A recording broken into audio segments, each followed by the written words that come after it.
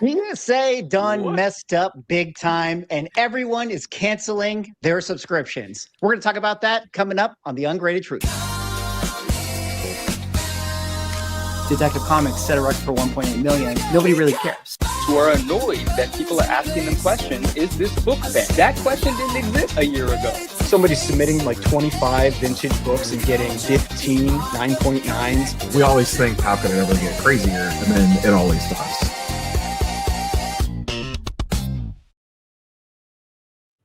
Ladies and gentlemen, welcome back to another episode of the #1 podcast in the world, the Ungraded Truth podcast. I am joined, of course, as always, by Neo, Cards of Comics, 99 Newsstand, and Automatic Comics.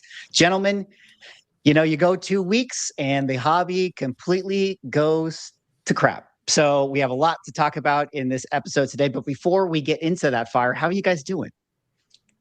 Busy. I mean, I'll say my wife and I, we went and saw Zootopia 2 today, and it was better than every comic movie I've seen in the last 6 years. So I take that for what it's worth in the state of comic book movies right now, in my opinion. I'm trying to think, what is the consensus best comic book movie in the last 6 years that would even be a... It would probably be Superman. Guardians 3. People like Guardians 3. Yeah, Guardians 3. Guardians 3 was there. A consensus best? I don't know. It's hard to find. Hard to have a consensus. Yeah, I'd say Superman probably has the general best reviews, but yeah, we're not going to talk about Supergirl today. But you know, a lot of people feel a certain type of way about that trailer that came out earlier this week. What about you, 99? How are you feeling? I'm feeling good. I have new 9.8 white page Mark Jewelers have entered the collection, so I look forward to taking pictures of them and posting them on Instagram soon. And 2 of them have already sold, which is quite exciting. So dirty flipper. 30 seconds. All I heard. That's all I heard. 30 seconds in, we're already jumping. I am glad you are in good spirits, sir, because you're going to need all of your energy and all of your enthusiasm to. Someone's calling. I have to go. I'll be back. Today, I gotta. No. There's no leaving the stream. No, not on tonight's episode. A little bit. It's inside baseball for everyone watching at home. You know, Manu had a really good joke where after I sent him the thumbnail of our show, he was like, "I think I'm feeling sick, guys. I don't know if I can make this episode," but he had to do it because otherwise we just tear into it. There's exactly. no shield defense. But he'd have to make it because, as we all know, the Ungraded Truth YouTube is the fastest growing YouTube channel on the entire platform, which is impressive because there's a lot of big YouTube channels, but we still need your help to help us get to 1,000 subscribers. We're currently at 672. We need to get to 1,000 so we can do the live streams there. But you're going to want to be a subscriber because I asked AI to show me a chart about the growth of our podcast and our channel. And this is what it came up with. The Ungrade Z exponential growth. You can see there's a lot of green on there. There's a lot of big charts going up. And last time I checked, if you're going up and you're green, that is a good sign. So I love those numbers on the left. They go up and they go back down. That is the best graphic. In 1807, 2980. Oh god! In 1807, we were not the hottest channel, but we have really doubled our growth. You know? We definitely are going to be a great YouTube, gaining subscribers. Are we? Next year in 2026, and we're definitely going to do it as long as, you know, companies like PSA continue to mess up and have interesting things to talk about. Which brings us to, you know, the topic of the show. I'm not going to bury the lead anymore. We're going to hop right into it, gentlemen. It's been a week for PSA, and Rob, we're going to have to lean on you for your commentary here. But I'm going to set the stage a little bit to everybody watching, just so we can kind of quickly get up to speed about how we got to where we are with the community. But there was a user by the name of Preston PZPTCG who made a viral post that came out a week ago or so, actually on December 4th, where he talked about how he had a submission of Pokemon cards that went into PSA. He got his submission back. They all came back PSA 9s. He decided to use the buyback feature, which is something that, if you guys don't know, on eBay through PSA, they will buy back your order or your cards. We'll talk about that a little bit later on in the show. And you can get a certain amount of money back. And he decided to take that up. And then he noticed that after he sold it back to them, magically, the grades with the same cert numbers changed from PSA 9s to PSA 10s. And he made mention of that on his Twitter. The post absolutely blew up. Everybody got big mad in the community. And, people started throwing out all these accusations of, PSA is like regrading cards. And they're like, this is a conspiracy. And this is how they're going to be, able to make money through their buyback program. That's generally, setting the stage of the big fire that came out for PSA last week. And then everybody was up in arms about it. Rob, you made a lot of great videos talking about people canceling their subscriptions to PSA. But why don't we pick it up from there? And let me kick it over to you, Rob, and you can add more context and kind of fill us in from what's going on with PSA card holders and PSA customers right now. Boy, this is basically this story plays into every fear, conspiracy, pretty much everything anyone's ever thought about third-party grading. My stance personally has been that the bigger story here is the inconsistency on the grading, not the swap. I still, you can call me an idiot, I still find it hard to believe that a grading company with the power that they have would swap grades on a card to then sell them through their PSA offer program to make a few extra percentage points on it. Just still does not make a lot of logical sense to me that like PSA executives are sitting in rooms looking at reports saying like, oh, we didn't swap enough grades today. Like, I just don't buy that part of it. And I do think that the real thing here is that the guy sent 30 cards in, they got reviewed, and 35% of them switched grades after a senior grader looked at them. And kind of like what that means. And you kind of go down some rabbit holes there with like, should we be paying as big of a premium on a PSA 10 versus a 9 when it's just really hocus pocus?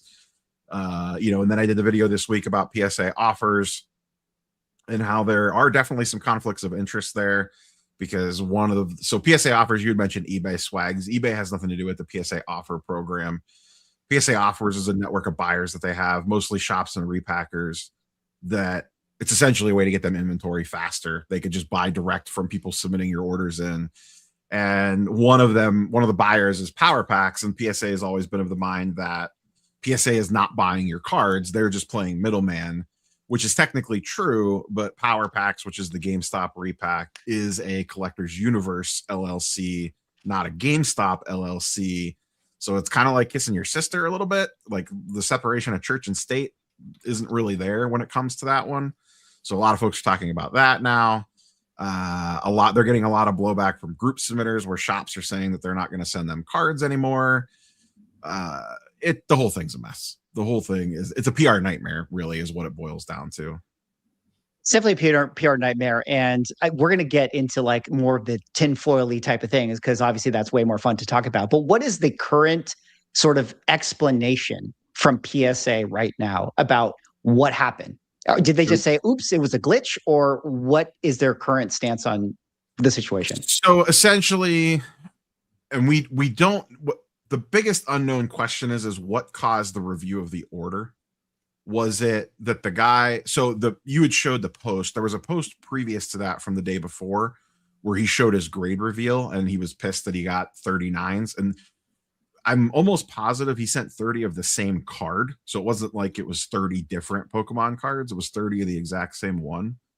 And that post went viral as well. So one of two things happened. Either PSA flagged it to relook at it because of the post, or it may have already been flagged because they saw a Pokemon ultra modern Pokemon order come through of 30 cards that all graded a 9. And I wonder if they have some sort of internal controls that it's like, let's take a second look at this. It's most likely one of those two things.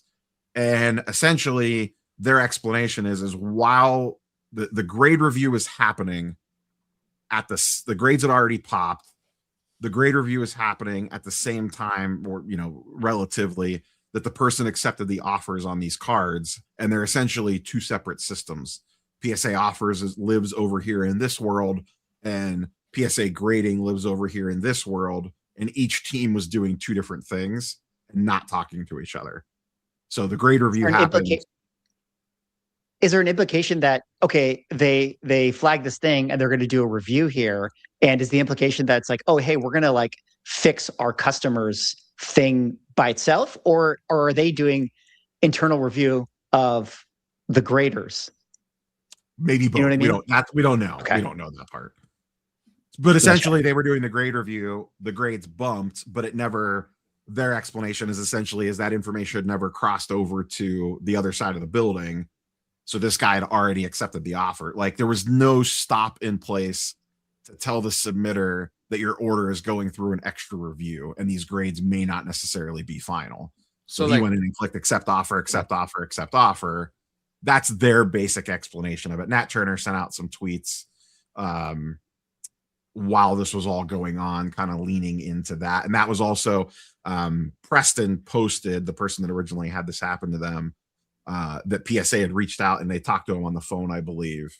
And that was what he posted as well, as what they told him happened. And this all happened very quickly. Like he made that post that you showed, and within hours, PSA reversed it. And he had already made a follow-up post saying like what they told him happened. Yeah. We're going to talk about the third. Sorry, Brian, go ahead. I was going to say, like, my thought on this is that I think the only thing that's going to change is an internal process change at PSA. I think this is going to, I mean, the people that are going to be the loudest on this are already the people that probably either weren't using PSA or out there screaming that grading is a scam and all this kind of stuff. I'm sure there's going to be some loss of customers. Like there is going to be a little bit, but I mean, I don't think it's going to have much of an impact other than them going, okay, if we've got an internal review that's been flagged, we have to block all offers that are being sent out, you know, internally on those cards, because it's just that to me, that's really all that comes from it. Because I'm with you. Like this is a company that prints money, and I don't think they need to do this and risk the shitstorm that would happen if this got out, because it wouldn't just be an executive office. You would have to have multiple people that would be aware that this is going on, pulling levers and changing grades and all this kind of stuff. And I just don't think that you could hide it. And so that's why, like, I think it's just the biggest problem with this whole event is that you will never be able to convince the people that are convinced it is a scam that it isn't. It doesn't matter what PSA says. It doesn't matter what anyone else says. They will not change their mind. And so that's why, like, when people are saying like They might. they won't. No. they won't. You know, it's we deal with this same stuff on the comic side. Like if somebody thinks grading is a scam on comics, they are not changing their mind, and it's going to be the same thing over there. I mean, that's just the truth of, like, even outside of collecting and all this stuff. I mean, let's just say there's certain islands and certain files that, like, people have made their minds up about, that, like, there's no amount of evidence for or against that's going to sway anyone's opinion. You know, that's just human nature. So it is interesting to think about, like, the internal mechanics of how this would happen if it was the ultimate conspiracy of, like, yes, this is going to be PSA's newest revenue stream of regrading nines and skimming, you know, however much value off the top. But, like, yeah, kind of like you're saying, Ryan, like, one, you'd be killing the golden goose if you ever got exposed in that sense. It would just be a complete nightmare. And then two, to get alignment out of everyone in the company, that would be, I don't even know how you could do that, because, like, at some point you're going to have some minimum wage intern, that is just there, who can make so much more money or gain so much more status by leaking this whole thing. So it's like, maybe there's like a cabal of people that operate, you know, the Illuminati inside PSA, and they just, like, have those things. And maybe there's, you know, something about that, the third grader, you know, Rob, which we should talk about after this, after I get Manu back in here. But I don't know. It just seems like it would be really, really hard to do that. Although, you know, it is fun, and I'm open-minded to hear some of the conspiracy theories. But Manu, let me throw it back to you. What did you think of this whole thing? Or you got thoughts? I mean, all the thoughts that you guys shared, like, I'm with you guys, right? Like, it's a very unfortunate situation. It was the perfect storm for a PR nightmare. And, you know, I'll try to talk about it from, I mean, I've been thinking about it, and I've been having conversations about it. When I say, you know, some people might change their mind, yeah, perhaps not the people that have even prior to this were feeling like, oh gosh, this is a big conflict of interest. You know, the without really getting into the weeds of the mechanisms, but of the mechanics of it, but just on the surface saying, how could PSA, you know, make 80 to 90% value, a fair market value offers on these cards? Like, what's really going on here? Are they, you know, buying the cards and then regrading them at a higher grade and then profiting by, you know, potentially selling them on eBay through their eBay account, so on and so forth? Like, there were people that were already running with conspiracies in that side, and those things are worth thinking about. So, you know, and then you have these events come into play, and for a lot of those individuals, it's the moment they're like, God, you know, it validates everything that they had thought. So perhaps you won't change their minds, but in the recent days, I have seen people share like, you know, versions of the events, but like more dramatized ones, which I completely understand. Some people because they may not properly understand the scenario, some because, you know, they might not be privy to all of the communications happening in real time. They might not be well updated, and some people for their own motivations, their own agendas to keep the story more interesting. Which, you know, listen, that's how content creation works. Like, you know, it is what it is. But some of the individuals are getting this information from like after it had been funneled through so many sources, and the information was just flat out wrong, right? Like I heard people say that the guy that found out his cards were updated is because they were for sale on eBay and they were purchased as PSA 10s, but that wasn't the case. It's like a Right? game of telephone. Exactly right, right. So some of the people that were maybe fed some misinformation, and they could obviously have their mind changed as more information comes to light. But in terms of anything that we have from like the inside of PSA, it's from Nat, and Nat is, you know, the highest up that can speak to us. But there's no way for us to know like you know, how much of that is completely correct. But it's very easy for me to understand and accept that the systems didn't communicate. I mean, I, from my personal experience and personal dealings with PSA, know that there are certain systems that haven't integrated properly yet, and they're working on doing it. And from the outside, it's like, man, that sounds like easy stuff. And from the inside, who knows how complicated it is? And maybe they didn't have the foresight to know that if an order goes into review, that it should immediately be like blocked from any other access, because perhaps this is a very unique situation. Again, I'm not saying it is. I'm just bear with me, because I'm going to talk the other side of this as well. But let's just say it is a rather rare situation, and the offer system is a relatively new one in the grand scheme of things in terms of PSA's existence and operation and so on and so forth. And so maybe they didn't have the foresight to see this scenario coming to light, where if an order goes into review, well, something in the system has to automatically trigger anything that the submitter has access to. You know, maybe that submitter, that order, when they look it up, it goes into this sort of paused phase where it says, you know, limited access at the moment, you can't engage with this, the order is in review, like some communication to let that individual know that he shouldn't be messing with it or accepting any offers. Something is going to be updated soon. So from this, obviously a system improvement is coming, but the system improvement is going to have, like, you know, long benefits in the long run. But in the moment, the sort of like the PR nightmare of this, people really ran with it, and I can understand it. And then the other thing that occurred to me is, I mean, this happens with all grading companies, right? The larger questions are, in fact, about the inconsistencies in grading, which of course is not just you know, exclusive to one grading company. Grading is an inconsistent thing by nature, but that is one of the primary concerns and conversations here. And then also this idea about an order going into review, the question of how, when, and who gets that privilege. You know, if you are the most vocal and your voice travels, is that when? Or are there actually individuals in the building that are looking at orders before they go out and making decisions about orders going into review, with or without someone in the public, on the collecting side, in the community side, being outraged by something, right? So that really came to light now for most people, like, wait a second, it's not the end all be all when I get my grade, but then it doesn't mean that there's an appeal button on the website. Who's able to appeal an order is the larger question. Like, If there what was an sort of appeal strength do you need button, to have? people would be mashing that button every Correct. single Actually, there is an appeal. You Well, actually can let's hear resubmit that. an order for a re-review, but you have Does to that Talk to cost- us about that. Let's hear that. I didn't know that. Tell me more. I don't know the specifics on it. Let me see if I could find it while you talk. So You do you can have to have actually do received the that. cards and then mail them back? It started back more in the old school, like before you were like instantly getting your grades and then this thing. Let me see if I can find the details on it. Okay, well, you look for that. And so, but you know, I like PSA, right? And I have friends at PSA. Should I say this next bit? I am shocked. No, I'm Right. just kidding. I had dinner with a friend from PSA last night. You know, like, But Oh, here we go. Insider trading. No, it's not because, well, no. But I just want to put that out there. People are going to give me shit about it anyway.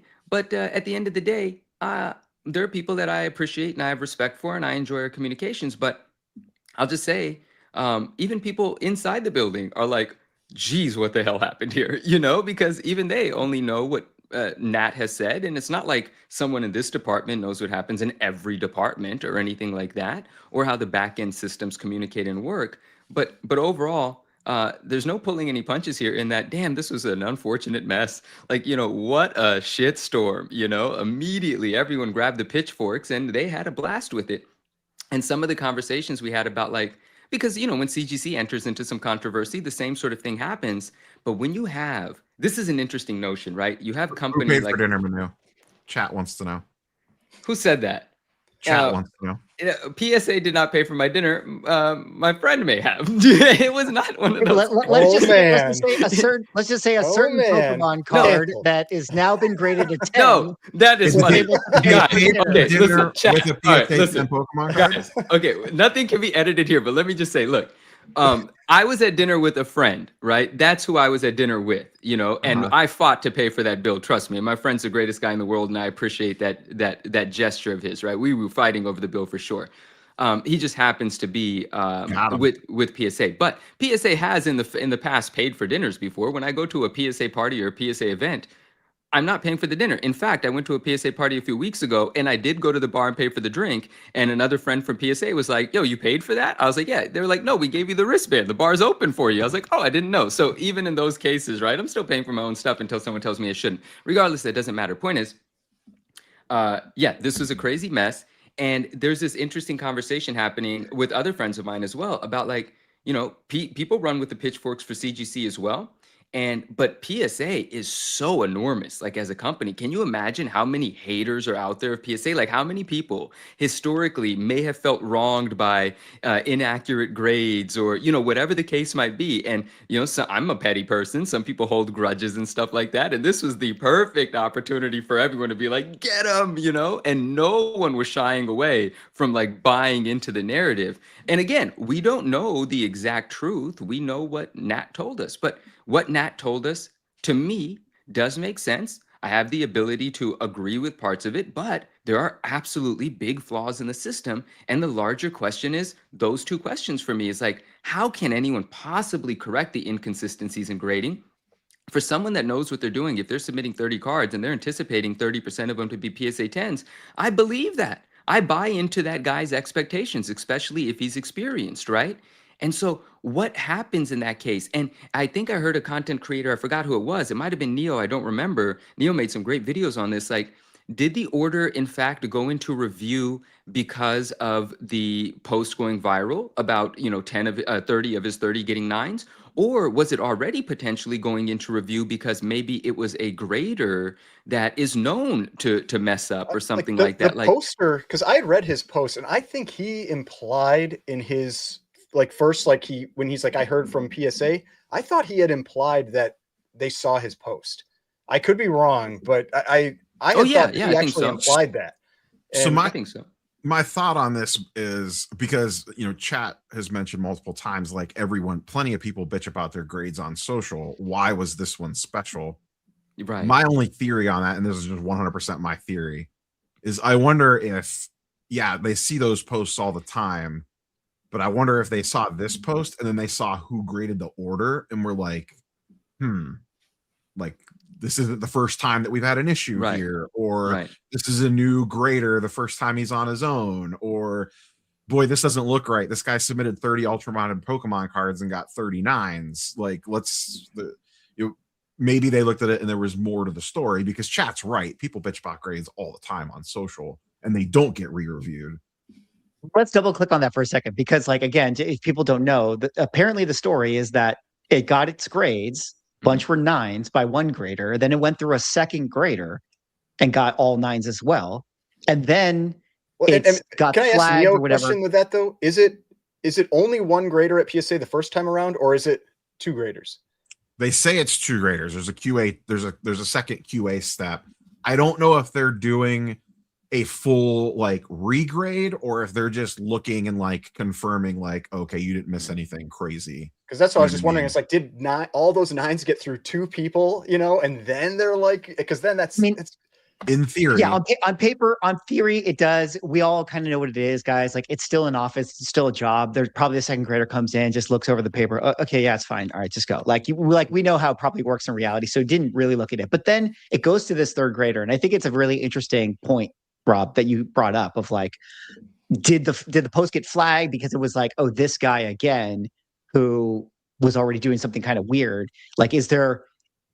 And ultimately, it kind of goes back to like the bigger topic, which how did this happen? Is it just possible that, yeah, you have like, I mean, inside job type of situations, or you have certain graders doing certain things. And this is tying back to what happened with CGC with like the reholder and some of the swap stuff, you know, where there was just like employees that work at the company that are doing this. So it doesn't have to be on the like top level. This is like some PSA scandal. They could just be on the inside. I even have trouble buying the inside job story because I just don't know how that would happen.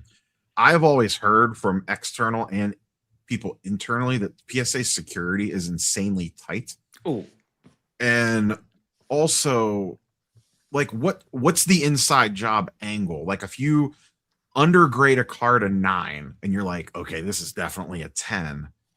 Like, what's the odds of you finding that same cert number when you're grading 2 million cards a month?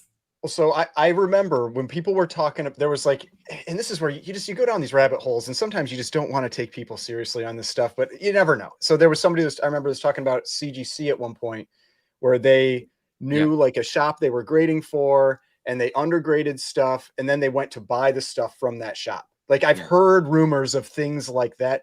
If there's any truth to them, I mean, who knows? People make up crap. No, they were the couple was arrested working inside CGC, swapping out books. Well, Why but no, wouldn't they be that's different. communicating? That's different though. Like this is, you would have to know the shop that you were grading for, and then they get shipped out to that shop. Then you go to that shop like in the door, and that was, somebody said they like went to that comic store and like bought the books off the wall. You know, like it was that type. It was that type of thing. And I'm just like, that is a lot of work for to make a few bucks. You know, like I mean, I don't know. Like sometimes. And the graders also don't know what they're like they don't know who they're grading for. Well, in like theory, they're not supposed to. But that's always been one of my biggest annoyances, is that we know there are cases where they know whose book they're grading. You know, like, and you know, it's like and it's usually like the higher end stuff, and like that kind of thing. The time. Yeah, we know that happens, and that obviously that bothers all of us. But like on you have somebody getting special privilege, but. Do you guys not remember the CGC video where they were doing a tour and the one grader held up a stack of books and the order was taped to the stack of books? That was not a high-end collection. That wasn't Matt Nelson's desk. That was a grader in the CGC grading room, and he or she held up a stack of books that they were getting ready to grade, and the invoice was on it. And on the invoice is the customer's name. I don't remember that. I blame the social media team. Yeah, you should. 100% the social media team. I blame the social media team for that one. Well, I guess let's kind of move it forward a little bit. Well, no, before we move it forward, I want to add to the conspiracy side. I don't want people to just think I'm shilling, you know, let's get some pitchforks out. Come on, this is the ungraded truth. Let's go. I want to have I want to have a little fun with this because I like a good conspiracy. I like a good gangster movie. Someone's not getting their dinner paid for next time. That's all right. That's all right. Everyone knows where I stand with third-party grading. I want the entire economy of third-party grading to improve. I want multiple good grading companies. I want to support whoever's going to support the community. I do have a good appreciation for PSA, of course. Everyone knows that. But if this whole inside job thing were a thing, right? People get tempted by easy money here and there. Like maybe there's some sophisticated organization amongst a few employees and some outside forces. Maybe it's not put into play by the PSA as a company itself. But regardless, what if this is just for fun? What if this was an inside job thing? And what if the idea is to undergrade a few cards, buy them back, turn them into PSA 10s, make a couple $100 on a couple hundred cards here and there? I don't know. It doesn't seem like enough money to make it worth it. But the only thing that would have had to have happened for this to not get caught is that the cert numbers would not have remained the same. You know, if all 9 cards were sold and then 10 of them were converted into 10s, if this was all a shenanigan, the mess up was that they maintained the same cert numbers. If the cert numbers were different, they would have got away with everything. Yeah, that's what makes all of this so ridiculous, is that if you were going to do this, you would regrade them and put them in a new slab. Well, sure. But if it's inside job, what if the person only has the capability to switch the grade? Like, you know, if you're that grader and you have in your system, if in your process, you can change the number, but you can't change the cert number. You can change the grade. So like they only have this capability. And you know, how many times are people like, it's a flawed scam? Then it's not good. It's not, you didn't work it out enough. And we think that scammers are, you know, master criminals all the time. Like, I don't know about that. Yeah, that's true. That swap guy got away with it for what, like 7 years or 10 years. Yeah. 10 years. And if you think he's done, that's hilarious too. Yeah. Well, you know what? This is maybe like a separate topic in a separate video, and I don't want to go too far down this rabbit hole, but it is really interesting. I've had previous CGC graders tell me about this, where, you know, the graders who are like maybe on the lower end, they don't get paid that much, but they have like a pretty solid skill that if they actually didn't work at the grading company, they could make so much more money. Like just grading cards, like, you know what a PSA 10 is. Like, you are trained in that system. Why are you not just like a going dealer to shows and like just like cards filtering through everybody's raw cards and stuff? Exactly. So, but they have to. So, what's that? They could do both. PSA employees are allowed to submit cards. They are allowed to submit cards, and they probably do both. I mean, like, they probably do have side hustles, things like that. But I guess the point of this sort of making is like, you know, hopefully graders can get paid well enough to where you don't incentivize any of these like behaviors where they're tempted to be like, man, this job sucks. Like, I'm not getting paid enough. I'm just going to like change the grades here. Let me just get some 9s, put them in, you know what I mean? Because I think that could be part of the problem. And I'm jumping back in. I'm jumping back in because I love what William Fonda. This has been a fun, dude. I haven't said anything publicly about this, but I've privately had a lot of conversations. This has been great, right? Those 9s that sold were $35. I don't know what the PSA 10 value of those cards are. Does anyone know? Someone told me there was $600 to $700 in PSA 10s. So, you know, if you spend, if you buy 10 of these 9s for $350 and then you turn them into 10 $600 cards, that's $6,000. That's good money for an individual. That is shit for a large company. You would have to do that on such a grand scale for it to affect the bottom line and be worth doing. That is absolutely absurd to think. And that's what William Fonda here is saying. And that is funny. Now, if it is a more expensive card, well, then it could be justifiable. Like when we see Bumps and Superman 1s adding $2 million of value to the book, you know, there's a lot of people that make enough money that might be motivated to do something like that. But the system of scamming would absolutely have to be more sophisticated. You cannot maintain the same cert number if you're trying to not get caught for this. But that is funny, William Fonda. I hear you and I get it. And my man, Bob Boozy, loving all the comments. I appreciate you, my man. Swag, I did find the thing if you want to share my screen for the. Oh yeah, let's pull that up. Is this gonna crash us like it did a couple of weeks ago? No, he's on I'm more stable now. I'm more stable. Right. I'm back home, so you know. You want to go through this, Rob? There's not much to go through. I mean, it's pretty much laid out right there. You just gotcha. So this is the review policy. So review is a service that hold on, let me kind of make this bigger for myself. Review is a service that gives you an opportunity to have PSA review cards that you feel might be worthy of a higher grade. For cards to be eligible for review, you must submit them in the current PSA holders. There's no risks of losing your original labeling and grade if your trading card does not upgrade. That's pretty crazy. An increase of plus grade could increase the value of your trading card. Certification number remains the same. Wow, that's pretty wild. Isn't like, why would this you feels like do this all the time? I feel like you're paying for that though. You've Like, got to that's- be paying for this. yeah, This that's isn't not- appealing your It's different than order. a crossover because you're not crossing over. Well, but it's. I mean, it's. I think it's you like could get charged if you get upcharged. But like I if the imagine grade there's a review fee. It's probably it's probably something like CGC's like pre-screen. You know, it's like $9 or whatever it is if you have that done. I'm just guessing because I'm gonna go down this path, but I'm gonna stop sharing my screen because I don't know if it's gonna show personal. because like there's no way they're gonna let somebody just take like 10,000 PSA 9s, just be like, here you go, It's like regrade these for free. Like that's just. I want to answer this question. I know Neo can answer this one, but I want to take this one as well. Someone asks here, Joku, what's up? Says, can someone here explain to me what PSA does with the buyback cards? Yeah, and I'll give some surface level of what I understand, and Neo can get deeper in it. PSA has a private network of dealers that can introduce a want list. And when cards enter into the PSA system, once they're graded, if they're on their private network of dealers want lists, those dealers get notified that these cards have now been graded and become available. And prior to those cards being shipped out to the submitter or whatever the submitter chooses to do, they could vault it, list it on eBay, have it shipped to themselves. They also have an opportunity to accept an offer, but the offer is coming from anonymous. It's being presented to you by PSA, but you don't know who in their buyer network is actually making you that offer. But some of the cards, I think, based on what Neo has very clearly laid out, so I do believe it, some of the cards do actually get purchased by a product called the Power Pack, which is like a slab mystery pack, from my understanding.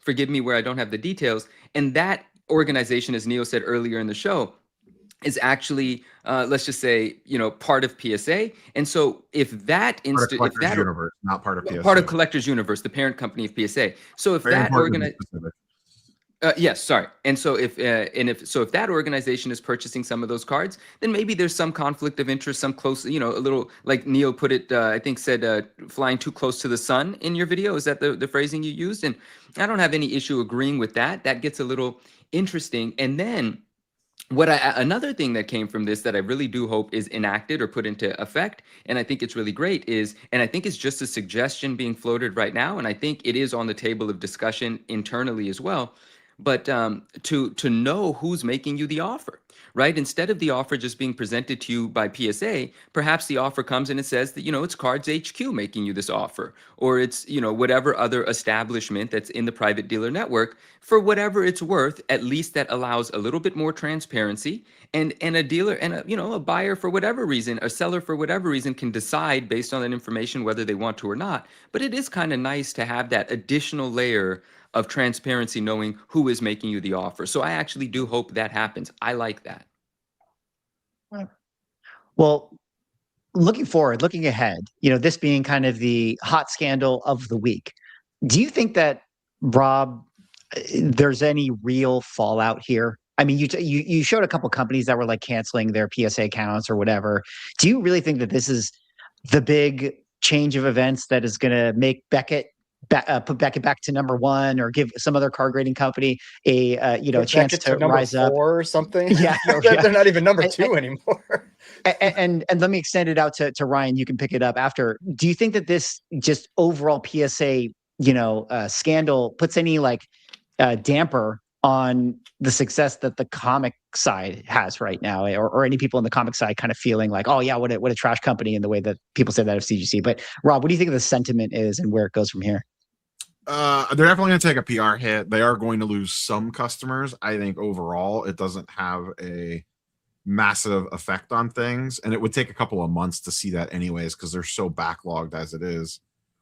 The problem is, and I've discussed this a ton, there is nobody positioned to take advantage of this. Beckett got a little bit of influx because PSA is so backed up, and they had to shut down group submissions. That was prior to this even happening. CGC's just coming off of a backlog, and they're kind of cleared right now. And their response to this was, I'm sure we'll talk about it later, was to raise prices. And they also don't have the infrastructure in place to handle a mass incoming of orders. SGC is basically dead. So that's the big four right there. And I don't know that the people that control the money at Beckett and CGC specifically actually want to compete with PSA. I think they're content with the profit margins that they're making, because I think both businesses are at the point where if they want to level up, it would cost them millions of dollars, to scale. And I don't know that they want to do that. So I think PSA, generally speaking, is pretty safe. And let's be honest, say they take a hit and maybe their values dip a little bit. as soon as they clear their backlog, if they drop prices and drop turnaround times in 6 months, when most people have forgotten about this, they're probably going to flock back. Yeah. Like Too many we people know is, I will say, out of all the stuff that has happened this year, this is the one that I think is going to hang around a little bit longer than most. Like we talked pre-stream, like no one cares about show bidding right now. Like no one's talking about that. No one's talking about defensive bidding. No one's talking about, some stuff that we covered 3 shows ago. I think this hangs around longer, but I don't think it's like a death blow or anything crazy like that. So, thinking about that, and I want to throw it to you, Ryan, real quick. Let me just throw the thing. There is something to that it could hang around longer, even if it doesn't affect financially what PSA actually feels. But I think back to the original Reholdergate scandal, and I can't make a video that talks about grading in any way without at least 5 comments that are like, grading is a scam. And when I started before, or when I used to make content that was pre that scandal, maybe you saw that comment every now and again, but it definitely changed the culture. Maybe not financially. I'm sure CGC is still doing great business, but yeah, from that moment forward, there was never another day where you didn't feel that kind of anger in the community. And I wonder if that will be the case for PSA from here on out. Just there will always be people that are just cynical towards that company from here on out. Is this the most pissed off people have ever been with PSA? Yes. My take on that, though, is we've talked about this, when PSA was getting into the comic game. I remember in some chats we were talking about if you look at a comment section under a CGC post or a CGC video, and you look at a comic grading video, and you look at the comment section under a PSA card post or card grading video, you could just swap out the word comics and cards, and you get the same angry people in either of them. And so it's I think it's been around. I don't think people have.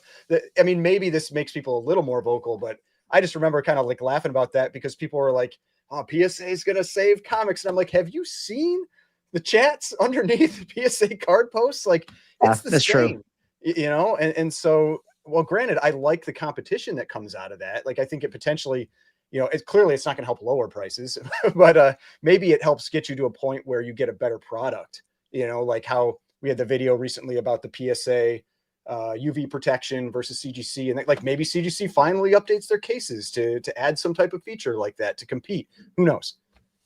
But my other thought on do I think this hurts the PSA comic side? Honestly, I don't, because I don't pay attention to what's going on the CGC card side. Maybe if something crazy happened, I'd make a video about it, but that I couldn't care less if there's some thing going on over there. I don't pay attention to NGC, the CCG equivalent for coins. To me, those are pretty separate. Yeah. Yeah. One thing I will say, I think the one thing that could live a little bit is, I think a lot of folks in the card world are taking or going to, this is where I think the story is going to go next. I think people are going to start taking a hard look at why are 10s getting such a premium over 9s. If it's on this razor's edge of it could flip flop that easy, why am I giving this big of a premium to a PSA 10? Or if you want to switch it to a comic comparison, why is a 9.8 worth so much more than a 9.6? Blizzard brain. Should it really be? Yeah. So I could see some folks looking at that angle, and that narrative might, could we see maybe the gap between 9s and 10s narrow a little bit? Maybe I'd love to see that, because it's insanity, the difference in price that you get between a CGC 9.6 and a 9.8, and the same thing on a PSA 9 and 10. And my honest opinion is, I think a 9.8 and 9.6 are easier to differentiate than a PSA 9 and a PSA 10 on the card side, because when you're talking about cards, you're talking about centering, and that centering piece that's the crapshoot on that grading side, because I feel like when you have people resubmit, and get their, bump from 9s to 10s, I bet you a vast majority of them are a centering thing, that the first time it went through, it didn't get caught. The second time, or it did, somebody didn't like it. And the second time somebody did. And if anybody like says like tag as the solution for AI grading, I've watched videos where people resubmitted tag cards and they get different grades. Tag doesn't, just because it's AI doesn't mean it's the solution. Maybe it's better in the future, but right now it's still just as inconsistent, it seems, as the other graders. Interesting stuff going on with PSA. Oh, go ahead, Rob. I did confirm you basically repay a grading fee for that PSA review thing. It is not free. All right. Got it. Well, I'm sure that they're going to need more ways to make money after they lose their 3 customers from this scandal. But we'll have to see, ultimately what ends up going on. But I'm sure PSA will have more fires to come, and we'll cover it when we get there. But in the meantime, shout out to Hurriton with the $2 Canadian Crime Suspense Stories 20 or Weird Science 16. Gentlemen, Crime Suspense Stories number 20 right there. We got the Hanging Rope EC cover, and then Weird Science 16 got this alien one. I know what I like. I'm all for the pre-code horror, but so Crime Suspense Stories 20 is my vote. Yeah, that's also a cool cover. Yeah, me too. I'll take the it's like probably like the number 2 Craig cover, Johnny Craig cover. So yeah, definitely. Hurton also did another one saying centering is like page quality, off-white versus or what is that? White off-white versus off-white. Definitely hit on the value. Oh yeah, cream off-white to off-white. Definitely hit on the value. Yeah, like page quality can be a little bit arbitrary. I agree with you. What you were saying, Ryan. It's like, yeah, the difference of 9/8 and 9/6 is pretty wild what people pay for them. But at the same time, I don't think you can convince a lot of people. I mean, yeah, that would be cool to see, Rob, if it did change a cultural, thing in the hobby where people were more open to collecting those things. But I don't know. Lizard brain is lizard brain, as I keep on saying it. I do think. No, I just lost my train of thought. Shit. Oh, I do think one of the things that's going to come out of this is you are like you kind of mentioned it earlier, Swaggle, with the like jokes. Like you are going to see forever now. Like there was stuff on social today about like a PSA drop off event, and all the comments were, "Is this where I take my 9s for you guys to regrade to 10s?" Like that's going to be like just in the hobby lexicon now. Like we had defensive bidding is like a new term that came into existence this year. We had mega bid, which was a card thing from like a year ago that's like in the hobby lexicon, and now this is going to be like the 9 to 10 thing. There's going to be running jokes on this for 5 years from now. Someone will crack a joke on that, and like 10 people will get it and laugh. Well, don't let anyone say collectibles are boring. All right, there's never a dull moment. Comics are cards are. Like in the last video, I remember I said defensive bidding, and somebody got upset that they're like, you didn't say it's shilling. And it's like, no, defensive bidding is to me, that's a better one. It's like, it's the funny, like jokey version of like, we know what we're saying. Like it's shill bidding. It's so funny. It's so funny. Defensive bidding is it's so much better. Which perfectly sets us up to transition to our next topic. We're going to come back to another grading company later, but we got to talk about defensive bidding, if we want to call it that. But this time we're going to call it reserve bidding, although maybe it's defensive. I don't know. We're going to unpack it.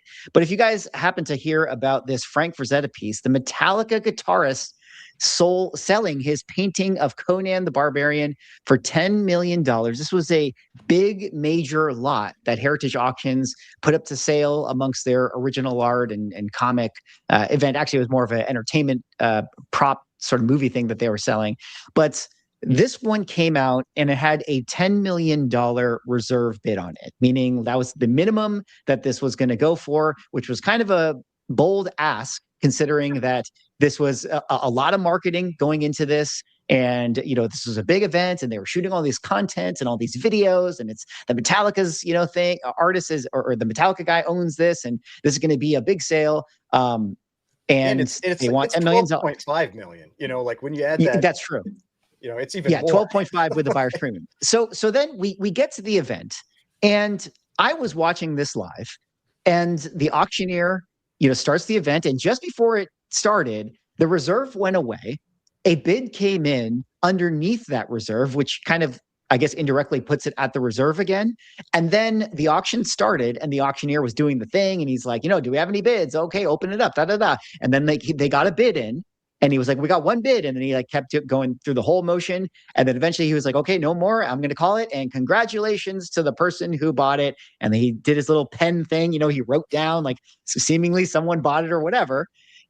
And then that was it. We kind of moved on and I saw people posting like, oh my God, another Frazetta piece selling for tens of millions of dollars. Isn't that wild? And then I was going to do a video on it. But then when I went to look for it, I came back here and I realized that it now says not sold. And so I now ask the question, what happened, guys? Because this was a very, very strange situation with a reserve bid coming in. And I'm just going to throw it out. I think that they faked the sale and they were embarrassed that they didn't get any bids. And they just had someone pretend to auction it, or maybe someone did auction it. And the auctioneer was just like, oh, okay, I guess someone's doing that there. Or someone put in a bid and he didn't know.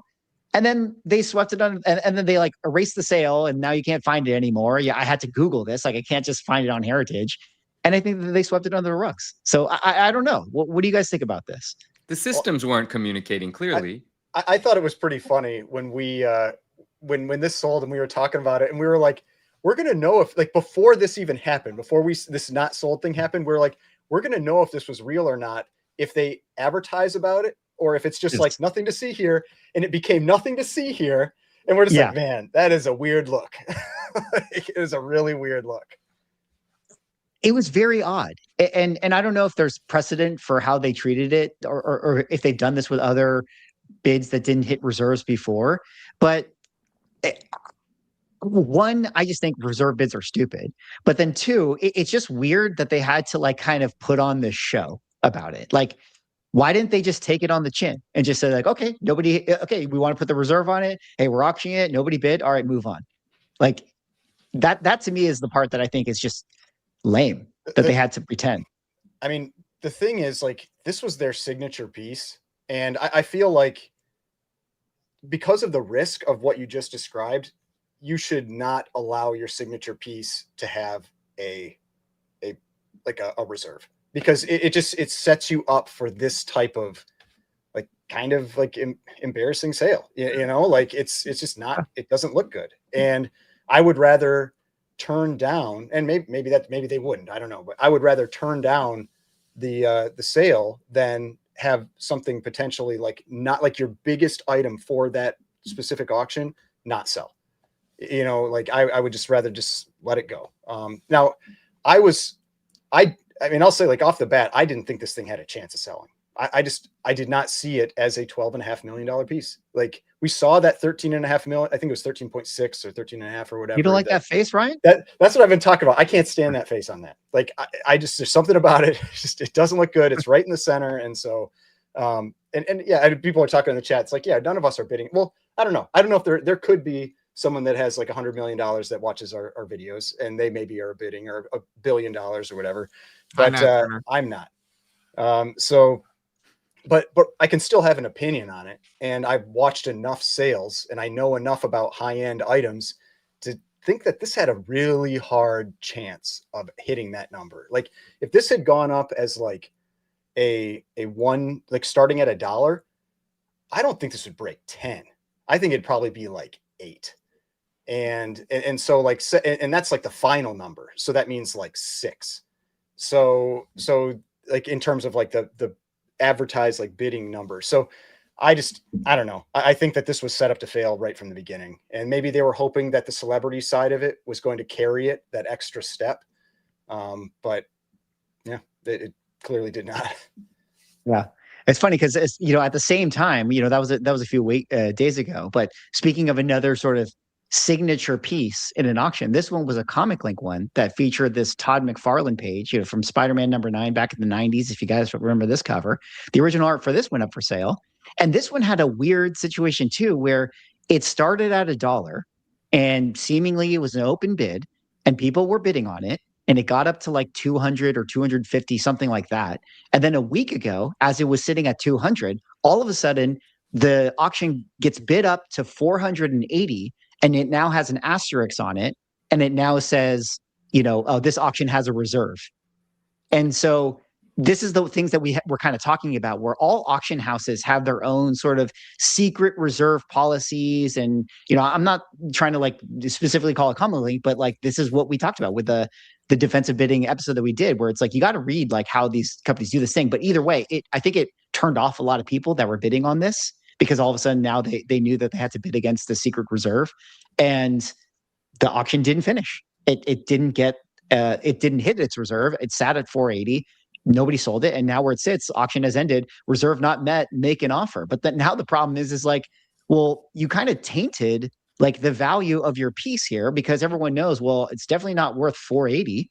I'm not going to pay that. And now you kind of anchored to a price. And I don't know. I just thought that this stuff was super interesting. I don't know if you guys had thoughts on this one. I thought that it was Ryan that pointed this out, that this auction had the asterisks, I think, or something, when it was brought to my attention by one of you guys. Actually, Art Collectible. Shout out to him. Yeah, shout out, he was the one that Art. had that post. Yeah, my man. That was correct. His story was shared with me, and I saw it in the story, and he provided the details on that. Shout out Arcs. Yeah. That was just so fascinating to me, because I had never experienced it. I'd never come across it. I've only just recently started like purchasing things on these sorts of auction sites, and at a price point where, you really got to be careful. It's very new to me. And it's just so interesting that this strategy it's in their fine print. They are allowed to do it. It's legal for them, so on and so forth. The ethics and our personal opinions about it aside, it's an interesting strategy, a tool that they have in their back pocket. And I'm fascinated by when they decide to make that decision, because they know they're taking a huge risk, either allowing it to organically get to that number. But when they realize that shit, organically, it's not going to meet the reserve, and we did allow our consignor to put in a reserve on here, we're going to use this thing that we have where we can legally bump it up to one increment below the reserve and hope someone steps in. But what a shit thing for anyone bidding on the item to experience. Like, wait, no, this is fake. I'm not even bidding against buyers. I'm out. I'm done with this, guys. What an interesting tool. And I could imagine it being kind of a difficult decision to make, because this is an example of it not going right for both the auction house and the consignor. And it's probably not the only time. So they're aware that this might. There was another one in that auction, because I was watching, because there was it was like, I think, a John Byrne Alpha Flight t-shirt original art. And that one also had an asterisk next to it and didn't sell. I imagine the asterisk ones don't sell more often than they do. And maybe the person's okay with that. But to me, the funny thing about that one is that I thought, based on like what other McFarlane pieces have done, and I know some people like that. I like it. I like the black background. Some people really don't like it, or they don't like the depiction of Wolverine. But I thought that was going to go for between 500 and 600. That person's point, where they had it, was 500. And I think if they would have just let it run, they probably would have either gotten 500 or very close to it. And they now threw it away, and now they maybe can't. Maybe they can't, at least maybe for another couple of years, they might, and maybe they're okay with that, but maybe they have to hold on to it until people kind of forget, especially because it's comic link, so that stuff just disappears. And so they kind of forget, and then it maybe shows up on Heritage or some. You thought that would do 500 to 600, that one, huh? Yeah.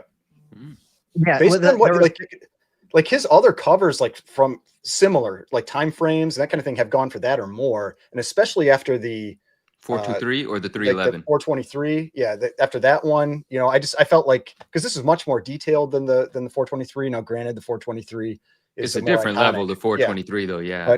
But like, I mean, we've seen pages go for 250, 220, 250 or and so I thought 500 to 600 was very a viable result. Now, granted, art doesn't, I don't know if it does quite as well on Comic Link, so maybe that takes a hit, but they're paying lower fees than, I mean, like Heritage, it's a 25% buyer's premium, like Comic Link, unless their art is different than comics, it's like 10%. So they can maybe be willing to take a lower sale price because they're going to pay less in fees when they sell it. But yeah, I mean, I will say though, of all the different reserve options, the ones that people have implemented, my favorite is Comic Links, because the thing I like about Comic Links is it does start at $1 at least. They jump it up to that other price within, I don't know if it's like 24 hours or 48 hours from the end point. But the thing that you can see is you can go into the bid history and you can actually see like what it went up to, and then you see what it's at. So it's not like it's hidden. So you don't know, like, oh, how did it get to that 480? Was it at like 450 and then they just bumped it to 480? This one I think was at like 210 and they or something around there. So I do like the transparency that comes with the Comic Link one.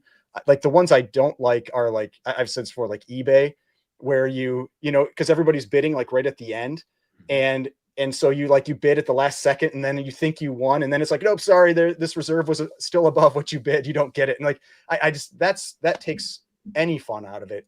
At least on the Comic Link side, you know where your line is. But yeah, none of them are great. But if I had to pick a reserve, that's the one I would. Implementation, that's the one I'd pick. I wasn't watching that auction. Could I ask to anyone that knows, prior to that asterisk reserve bid being, you know, put in, did it say that there's a reserve on this? But no one. I believe it does. I think it says there's a reserve. I don't remember. I think the thing it didn't say it in the bidding area, and then it got added to the bidding area. That I could be wrong with that, but I'm pretty sure that's what had happened, and that's why it felt so weird. Okay, so I would like, if someone has screenshots of that, I'm sure people do. If someone has screenshots of that listing when it was at the 200,000 or whatever, I would love to know if there was some indication that this item has a reserve on it, regardless of if it tells you where the reserve about is. it, so I might. I'm pulling up my Instagram right now to see if I have one. As far as I understand, I could be totally wrong. I'm willing to be wrong. As you pull it up, you know, big shout out here to Frank Ricker for the $5. Happy holidays, everyone. May all your grails be under your tree. Happy holidays to you, Frank. Happy holidays to everyone in the chat. Awesome. I do hope that our grails are under the tree this year. Yeah, you know, last couple things about just this reserve thing. I saw some comments. It does not say it on the main page. So, yeah, let's see. Link me in the chat or the private chat, and I'll pull it up if you can. Right. Yep, I will. There you go. All right, let me let's pull this in here. And yeah. Happy holidays, everyone. Hope you guys are having a great weekend. And yeah, so this is it. Exactly. Okay. So when this thing was bid, and thank you, Ryan, for posting this, you know, was that 240? Nowhere in the initial bidding price area did it have an asterisk or it said reserve. I think, if I understand correctly, if you scroll down to the bottom of the description, it had it there. Oh, but like, you know, it wasn't in there. And then it was only until when it jumped up to the 400 number, now all of a sudden next to the number, it had a little asterisk on it and it said reserve. So the thing that's like so weird about it is like, why don't you just say reserve when you started at $1? Like, why are you not labeling it? I don't want you to know. I think we know. Yeah, they want you to start bidding and get it. They want you to get invested. They want you to see bidding. They want you to see yourself bidding against somebody else and get caught up in the nonsense. And they want you to think that you have a shot at getting a deal, so you're actually enthusiastic about bidding. A reserve implies that that's the market value, and there's no chance of you getting it for below that. Yeah, and I have, you know, and or not even market value, just a high value. And yeah, and I just think that sucks. Definitely feels bad. You know, definitely feels bad from a buying perspective. Granted, I was not somebody who was going to be buying that thing. I wasn't a player on that item. But yeah, like the Alpha Flight wasn't a crazy number though. I think it was like 15. Yeah.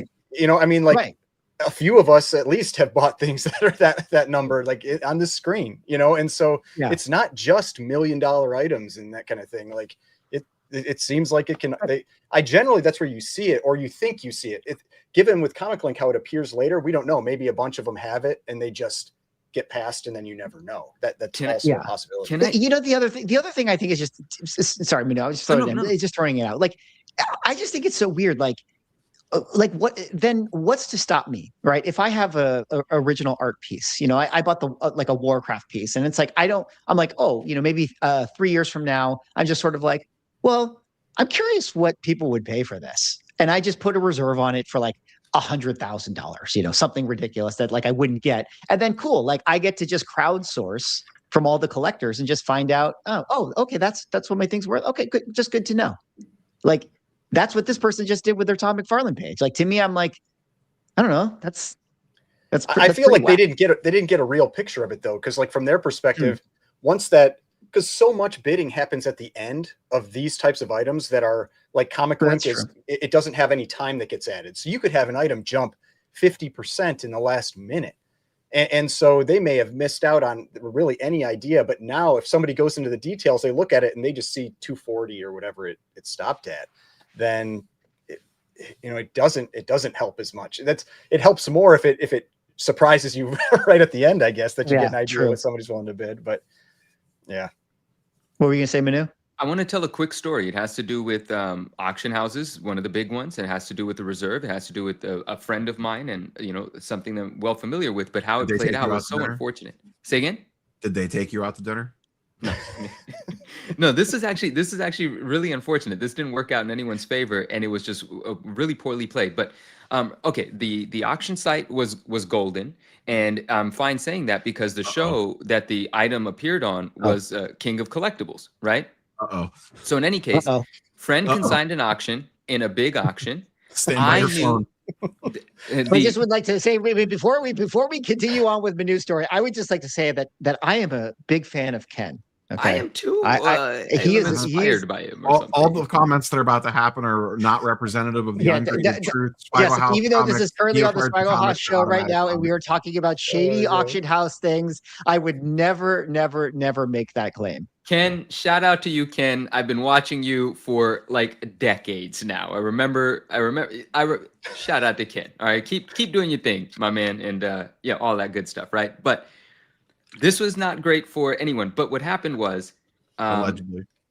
No, it's not allegedly under the cover up. This all played out in real time. But yeah, just throw it out there anyway, right? It's 2025. Allegedly, everything. Take a drink. It's all AI. None of it's real. In any case, expensive item, pricey item. Okay. I knew because I know the individual. So I knew in advance that the individual had agreed or, what's the word? Suggested and wanted a reserve, and he was granted the reserve. And the reserve was in the very high six figures. Okay. Very high six figures. But this was not I actually do believe the auction the entire time said reserve not met. So it was implied that there's a reserve. Of course, no one knew what the reserve was. Regardless, huge item, valuable things. And the King of Collectibles show was coming on, and there was a high profile buyer that has bought these items before, collects these items, so on and so forth. And a few weeks before the auction, the episode aired. And on the episode, one of the representatives of Golden was sitting with the collector that would have had an interest in bidding on the item. And they were privately conducting a potential of just selling it before it goes to auction, and they offered it to him for X amount of dollars, well higher than the reserve was, because I knew what the reserve was. And the gentleman said, no, it's not worth that. I don't want that. He learned his lesson from some mistakes he did making multi-million-dollar purchases during the pandemic. And so he goes, hell no, I ain't paying that no more. I learned my lesson. And then we saw a negotiation happen on screen. And the guy says, well, I'm approved to go to offer it to you for this amount. If you want it for this amount, it won't go to auction. It's yours. And if you knew a thing or two, you're like, that must be the reserve amount. Right? If you had some idea that this auction was coming up. And the guy goes, nope, I won't even pay that, and made an offer like less than half of that. Why this is so upsetting? Because first of all, it's a friend of mine. Second of all, you just broadcasted one of the most popular shows on Netflix that this item to this collector that loves these items is not even willing to pay half of what you offered it to him for. And now it's going to be live at auction, but you've just counter-marketed the thing. You've just destroyed the value of this thing on one of the most publicized shows of the year, and now you're opening it up for bidding just a few weeks later. Suffice to say, the item did not meet its reserve, and it got to a pretty high dollar amount, which I was like, wow, I can't believe that amount of money is not going to transact, and this item is going to be packaged up and shipped back to the owner. But what crappy marketing leading up to that item. I thought that was in bad taste. I'm just writing down the timestamp right now so I know what section of my video to edit out. Yeah. Smart. So we're at the about the 60 to 70 guys, I'm sorry, you get the ungraded truth here. It is what it is. Yeah.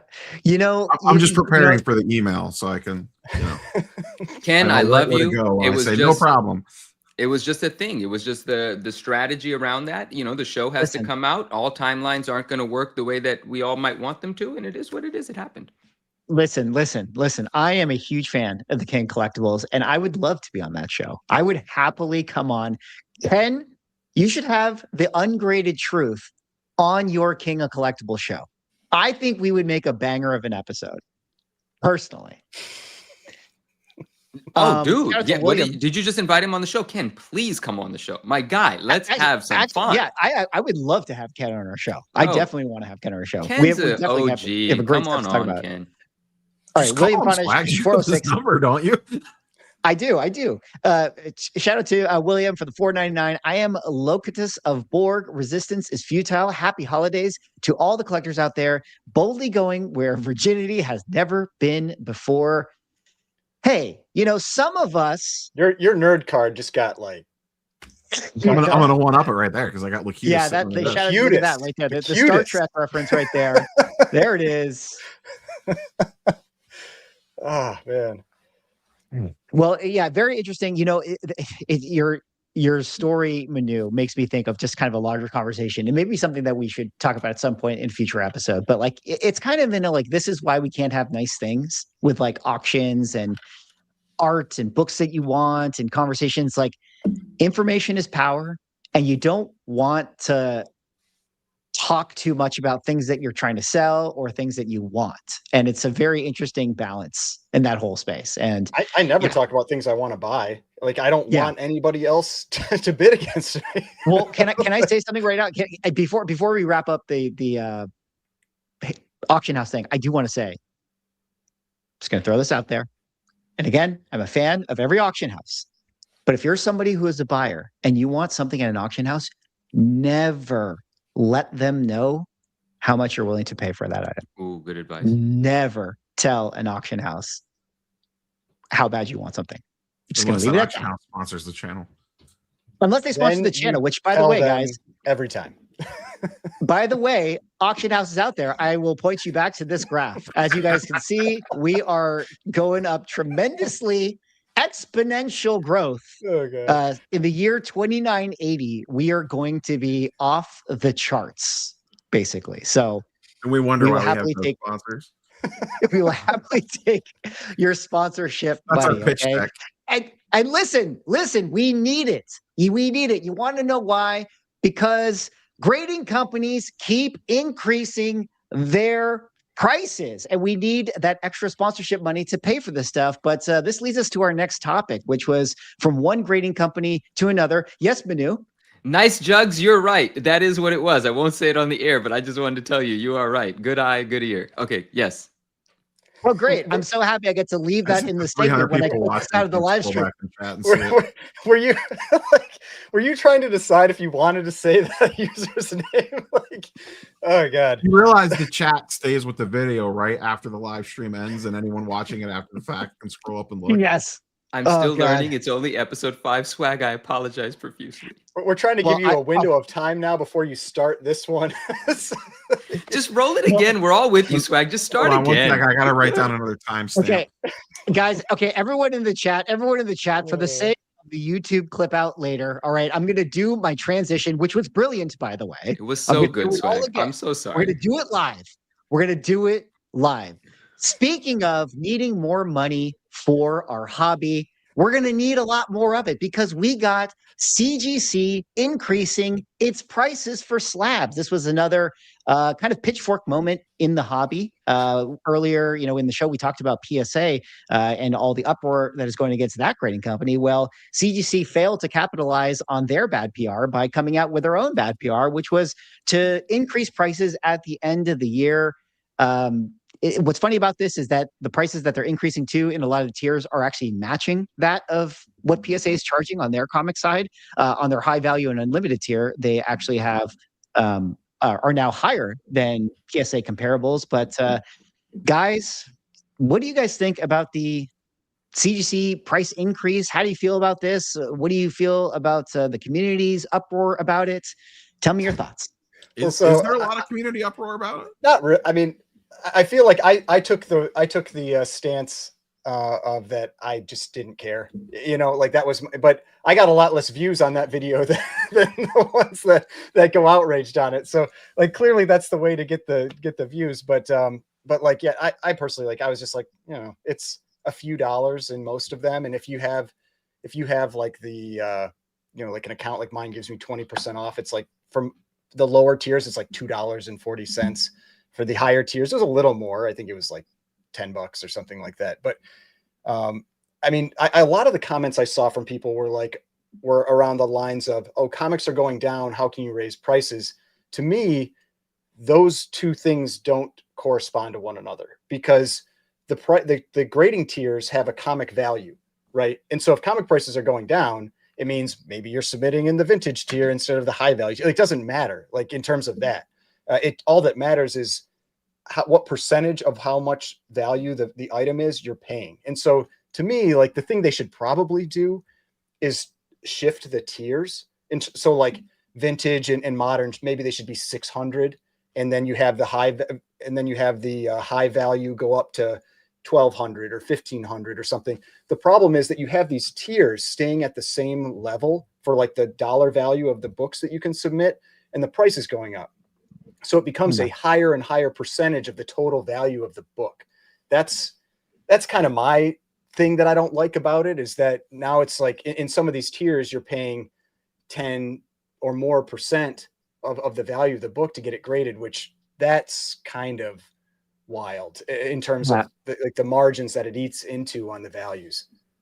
It's a really good point, because it is this vintage tier right here, especially, which is your $400 item that now you pay $45 for. So we're talking about like 20% of the value of that item.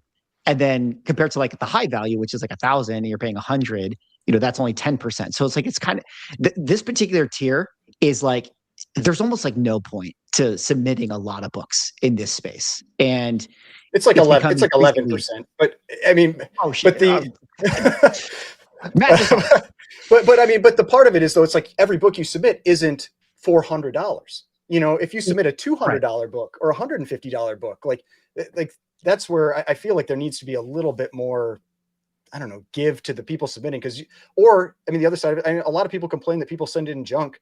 Maybe this keeps people from sending in junk. I don't know. Yeah, no, that is actually true, because you're right. Yes, excuse, pardon my math, but like, yeah, there's just a lot of these awkward windows where like you might have like a key vintage book that's like $300, and then all of a sudden it's like the percentage you're paying to grade this thing is like just in a really odd space. And then in all likelihood, you know, maybe it's like a 4.0 of a Silver Age book, and it's like, do you really need to grade this anyways? And that's kind of where we've now found ourselves, where it's like people are having a harder time selling that stuff anyways, you know, because it's graded. It's like people actually want the utility of like, if I'm going to buy like some $300 Silver Age book, I might as well be able to kind of flip through it. It's not really just about having it graded in a 4.0. So there's elements there that I think are weird. And yeah, I don't know. What do you guys think, Rob or Manu, about this? I was just going to ask Ryan. I think you touched on this in the video that you did on this. How much of this do you think was them looking at PSA prices and being like, well, if they could charge $1 more than us, we could definitely do the same thing? Yeah, I mean, that's what it looks like. I mean, they're matching the prices. And the other side of it, though, is like almost anybody, if you're submitting to PSA, or sorry, if you're submitting to CGC and you are not using at least some level of discount, like through like an account that you have, you're doing it wrong. You know, so like nobody should be paying that full price. You should be paying at least like 10% less, maybe 20% less. And so in reality, like, you're getting a pretty good deal, because we know PSA hasn't really been offering deals for months. They used to have things that they gave every once in a while. Granted, I know they have their introductory price right now, but like the deals that come as part of like you being a member or whatever, it's because they're so overloaded. They just have no reason to. They're just like, you know, like we don't need to give you deals because we have plenty of business. But with CGC, you are always getting a discount if you have one of those memberships. And that's why, and like, I think the $150 or whatever dollar membership comes with $150 credit. Like, there's no reason not to at least get that one. And that's not just like me like shilling for CGC. It's like, that's just numbers. Like, there's just no reason to not have that. Except for the fact that they auto renew you, so that you got to be careful with the auto renew. You know, that's how they rope you in. I mean, if you're regularly going to submit it, like at least a few books a year, it's not like you might as well have it. If you're only doing it one time, then Yeah, sure. 100%. What do you think, Manu, about this price increases? We always get them. People were mad, but I don't know if people care anymore. What did you kind of feel or hear from the community? I didn't actually. I watched your guys' videos on it.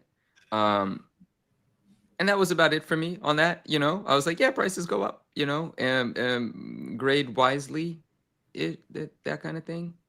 I didn't really have any I feelings think the on it. thing that the reason it throws people off, and this is one of the things I mentioned in my video, is that CGC for like 5+ years didn't raise their prices. Then, they got bought out and then, or acquired, and now they raise their prices every year. And so people just, it's that change in how they did business that really, I think, bothers people. And so you should just you just should expect it. It's going to happen, every year. And it may not even be all the tiers. It may be like some year, like one of the tiers will move up, but I would just expect some price change or price increase every year, no matter what. It's just, I feel like it's just going to happen. I agree with that. And I think a thought that I have, a very natural one, is that prices will go up. Inflation will, it's been said in the chat, inflation will cause prices to go up as a consequence.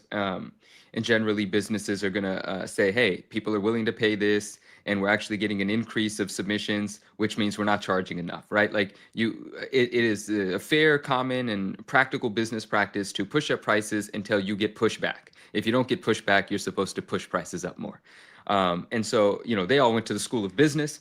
Those are the kind of decisions they're going to make. But if prices keep going up and submitters continue to submit, submitters should be demanding even louder the actual thing that they're paying for, meaning the books should be encapsulated flat. Someone in the chat said, is Banana Gate still happening? Yes, books are still bent. They have 2 brand new submission books right here. The books are bent. You can see it from the side. You can see it from the front. One of the books has a couple of non-color breaking spine ticks on it, but since it's bent, those facets are more pronounced. Those valleys and dips are more pronounced. It's very ugly to look at as a result. So prices can go up, fine. Do your job, though. Provide the service that we want. Pay attention to details. Now, there may be something coming that is exactly what I'm saying, and that could be a part of it. I don't know when, but maybe something is coming. But regardless, we should demand more if we're going to be accepting of the price increase. That's my thoughts on it. Yeah, it's a very good segue that I'm going to tie into this conversation in a second. But before I do, the Real McCoy Collector, shout out to you with $4.99. Shout out to the Ungraded Truth for doing what you guys do. Keep up the great work. The #1 podcast in the world. 100%. CGC. Now that you have increased your fees, maybe you can throw us an extra $3 here and there. But maybe they can't, because they're going to need to put it into R&D. Because shout out to Immaculate Comics, who did a great video, which Manu, you posted a snippet of his thing, where he did a UV light test with PSA cases against CGC cases against CBCS cases. And he came to the conclusion that PSA is, how do I say this correctly, 77% more effective? Is that the right way for me to... It's blocking 77% of the UV rays.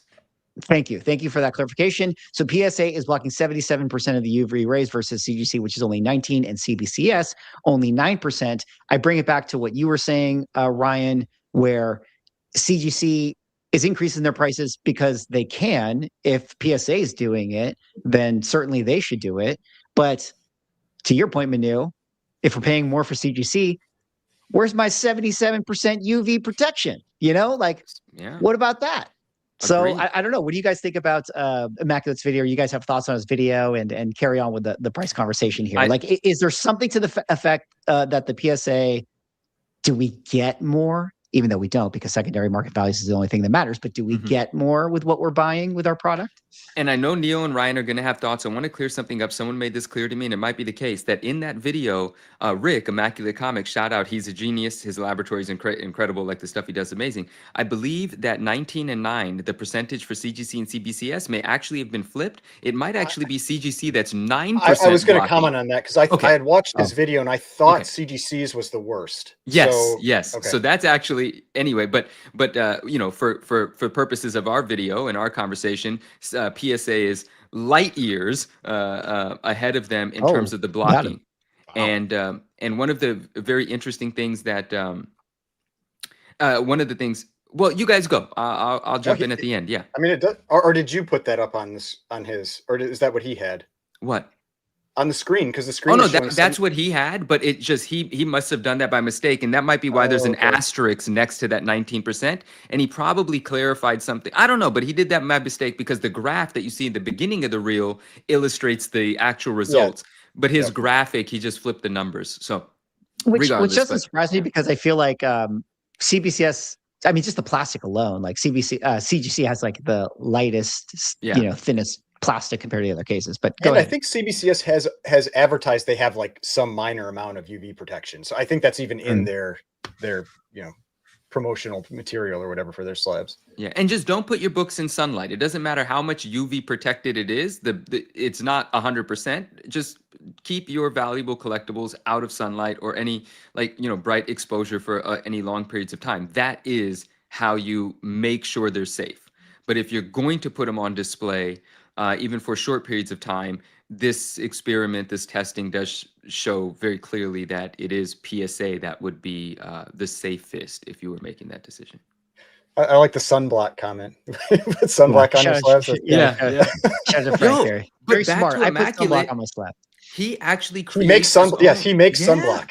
He makes a plastic sheet that you can put onto your slabs that effectively does all of the work, and a good deal of it. So if you combine that with one that's already 77% effective, that could be incredible. And he just made a new shape that fits on a PSA slab. I think he tried that in his video. I think he took his protectant and he put it over the other one to see if it was any better, and it didn't really. It was about the same. I think I missed that part. Well, how did I miss that part? Oh, that's interesting. Yeah, it was 100% on there. Oh, okay. I think the PSA UV protection actually outperformed his thing. So layering it didn't even do anything. It was already. Yeah, it did not seem to. I see. I think one of the tests he literally stacked all of them together. Like now I've mentioned this in the chats. Like my thought on this is, while I do think anything that's there to improve the protection of your slab is good. I remember, like, Mickey, you did a video on a post that had been done on like Reddit or Facebook or something like that a while ago, where somebody was comparing at the time a number of different UV protection cases, like the comic capsule and that kind of thing. And they put them in the sun, and even though they had UV protection, they all got destroyed. Like the books just look like garbage afterwards. And so so maybe it protects it a little bit. My one concern is if someone sees that and they go, oh, like, it's actually safe for me to have this in the sun. And then they put it in the sun, and now they a month later, their book is ruined, and you can't do anything about it. And so it's like, just to be like 99 said, like, don't put it in the sun regardless, but this will save you if maybe like for like a few minutes or an hour or whatever, you accidentally have it up there, or maybe it's in a space that gets like a passing ray of light every once in a while. Yeah. But overall, like, the recommendation I think would still be, do not put your items in the sun. Yeah, I'm with that one. Yeah, I don't know. Any more words about this CGC price increase stuff? I mean, I feel like, are we just destined to get it, a couple dollars every year from here on out till eternity? It's eventually going to be $400 to grade a $400 book. There's something we talked about it earlier, but the timing of this announcement, the week that PSA can't get out of its own way, and then they're like, price increase is the hell of a thing. It's true. I like what Swag said in the video. He said, I wish inflation would make the comic book prices go up too. Like, at least then it would be proportional. Real. Jesus. I mean, like, it'd be something, I think everybody would happily pay their prices if, comic book values were going up, but it's not. It's all One Piece stuff going up. So it is what it is. But, one thing that's cool about CGC increasing their prices and having more revenue in their business is they're now going to make podcasts. CGC jumping into the podcast game, introducing the CGC Signature Series Spotlight podcast. Guys, I feel attacked from they saw our videos and we have just unacceptable. We have the number one podcast in the world. The exponential growth, and they want a piece of that chart. I didn't get a check for being associated with this promotion. What just happened here, Swag? Where's my agent? Well, I would just like CGC to know that this could be you. Insert your podcast promotion here because, once again, we are the Ungraded Tixu Pentel growth. I mean, look at these numbers, guys. Look at the green. Look at it. It's crazy. It So is crazy. I don't know. I thought that was interesting, and I feel attacked from their podcast. And I hope that it'll be fun to listen to. Maybe we'll be able to commentate on it later on. But let's go now to one of the other interesting stories that came out at the end of the year here. Shout out to Collect. You know, they always run a good publication out there on their in the collectible universe. But eBay put out a list of the most searched collectibles on their platform this year. And looking at that list, you know, maybe number one's not too surprising. You know, Pokemon, obviously everybody knows Pokemon's crazy. Mm-hmm. You got Pokemon cards, you got Lego, you got PSA 10, PSA, Lego surprised me Star a little Wars. Bit. Yeah, Lego is up surprising. there. Like, I know people are big in Lego, but man, to be on the top 10 twice. Lego's Jeez. insane. I mean, but even this, like, what's crazy about this is that look at the, like, you got Hot Wheels, Pokemon PSA 10, which is even like just a subfoot of like the top couple ones. Then you got Michael Jordan and football cards, comic books nowhere to be found. Why do we suck so bad, guys? I found it amusing that there's 3 versions of Pokemon on that list and 3 versions of PSA Yeah. on that list and 2 versions of Lego on that list. Football cards and Michael Jordan is also kind of, in an unrelated way, versions of PSA as well. Most like depending likely, on, but- you know. So this list is PSA and Lego. And Pokemon. And sports. It's like sports, you know, like, but There's Sports actually are really not that like, much I'm guessing sports on there. I mean, 11 is like baseball, 12 is basketball. It's like stuff. Yeah, But you're, yeah. you're probably not going to search that. You know, like if I'm searching for something, did you say this is from eBay? Like if I'm searching for yeah, this something is on eBay eBay, data. I don't think you're like in listing titles, you're probably not putting Comic baseball or it's a long word that's going to take up a lot of space. Like Yeah. somebody's going to be searching for a player name, you know, and that's Not why according like, to this list. Yeah. well Michael Jordan, Here's you know. well, here's an interesting thing that maybe we can talk a little bit more about. We talk about can PSA comics ever compete with CGC in a significant way in the I comic mean, side? they're on the list, right? That those I mean, PSA well, 10s, but I'm that's what I'm assuming are comics. You don't, but well, that could be the case. But even just brand name alone, you know, you don't see CGC in don't. this search, and they could overtake CGC in volume simply out of their own user base Very before interesting. getting anyone out of CGC in a way. Like I don't know, I think that could be an interesting part of this. Just to Yeah. clarify one thing, nobody made this list. This is data direct from eBay on the most searched terms. They sent out a press release with this in it. Wow. Yeah. It really highlights how small and niche the segment of comic books is, right? Now, I mean, you know, jokes about CGC aside, just in general, there's no graded comic book search here or comic book search here. It's a very small niche community in comparison. But to me, that's a very like cool thing because there's nowhere to go but up as long as we don't ruin it all. Well, we can definitely go to 0. Right, as long yeah. There's nowhere to go but up as long as we don't go down. So you know, we don't screw it up. We have a shot here. Yeah. But one thing that is a little bit tricky with this is like, you know, it's a searched word related thing. Like if someone is searching a comic book, like you're not really going to type comic book in your search. You're going to type. What do you think? Like you know, Batman would show up on here? Spider-Man, maybe. That's Spider-Man, fair. That's fair Superman. that Spider-Man Yeah, or you Batman might could think show Spider-Man up would on have it. showed up. Like that's such a like even outside of just like comics themselves, like that is such a big IP.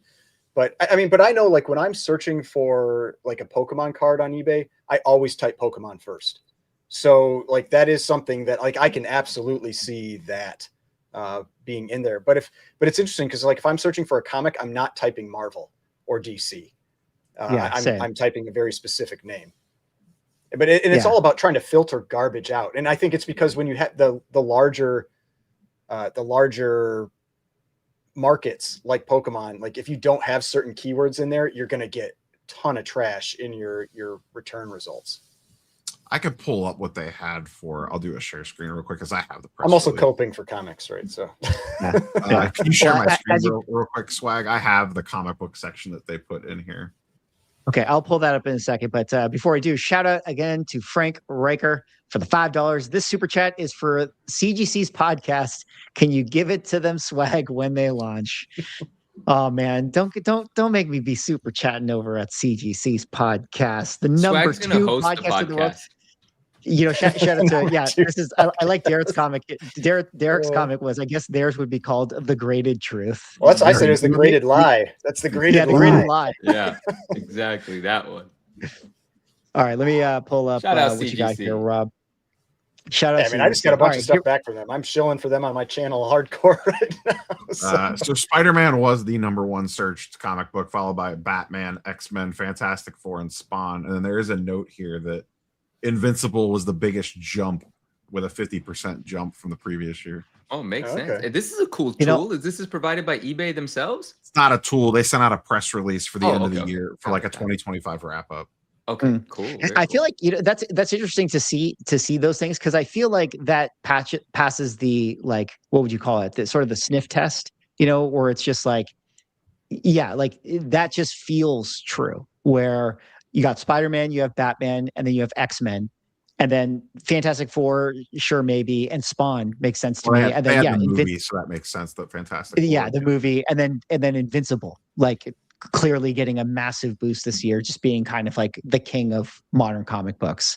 So yeah, it just, that sort of feels true, and it seems to be manifesting in the data. I'll just see if there's anything else interesting in here. That's cool. I'm gonna have to go look that up because I didn't remember seeing that come through. So Was that Yeah, I were wonder there how much- PSA slabs on there? Were there PSA comic book slabs on there? Or did I just see things? I just was curious. I didn't see a PSA slab. Oh, those are Beckett's. oh no, those are the That's the CBCS manga. manga. Yeah, Yeah. like Yeah. slabs. So Which I like the look of. Those don't say CBCS on them though, right? Those are No, they say Beckett Beckett. branded They're slabs. branded Yeah. as Beckett. yeah. Yeah. Yeah, I like it's them. interesting. I wonder, how far down, if we were to see that list again, that that was the top list, like how far down would it be until we got, I guess it would be Amazing Spider-Man, which was the #1 thing. Like, I wonder if it's like, is Spider-Man even in the top 20? Is he in the top 30?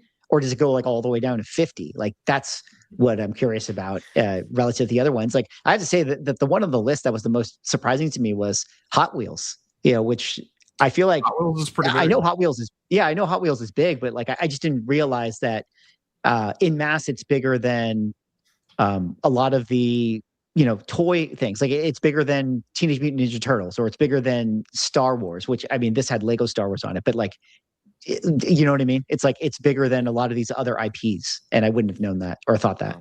Yeah. Actually, I would have thought that maybe for this year alone, Labubu might have actually found its way onto that search list For this year, right? Yeah. Yeah. But I don't know. Very interesting stuff. I'm gonna remove Ryan. Very interesting stuff. We'll have to see how this list might change. I mean, probably next year it's going to be One Piece, and then another thing. That's what I said. Like, about I was Manga? surprised One Piece wasn't on there, but that's really just been the last like month. So yeah, they wouldn't have hit that stride yet. Perhaps it'll be One Piece and Manga, which Ryan, you shared this one. The Shonen Jump issue just became the most expensive manga ever sold. I was kind of surprised to see that it was in a Beckett slab. I actually don't know if CGC grades manga. I actually haven't seen I it. think Beckett's the only one that does. That's why you're seeing it in Beckett slabs. Wait, don't I see the what? cases hold maybe not. It all depends. It depends how big they are, because a lot of the pulp cases are pretty small, and a lot of those they manga might not fit into them, but they could in theory use that for it. But I don't know if they officially grade them. Because I remember asking that a while, like when Beckett announced that they were doing this, that CGC could just leverage their pulp cases for this. But it's not something I pay attention to really. Like, I watch a lot of anime, but I'm not really interested in purchasing graded manga. But I mean, my reason for when I shared that was partly because it was like they advertised this like big sale, and then it's like private sale, and I'm like, that's lame. Like, Yeah. it's just like, It did say did say here this sold for $40,000 via a private sale, which you always got to take private sales with a grain of salt. You don't know if this is the intention here is to create a PR storm and then have like the biggest podcast in the world, the Ungraded Truth, have you be a topic on the show, and then now we're going to cause a manga explosion. Yeah, exactly. So.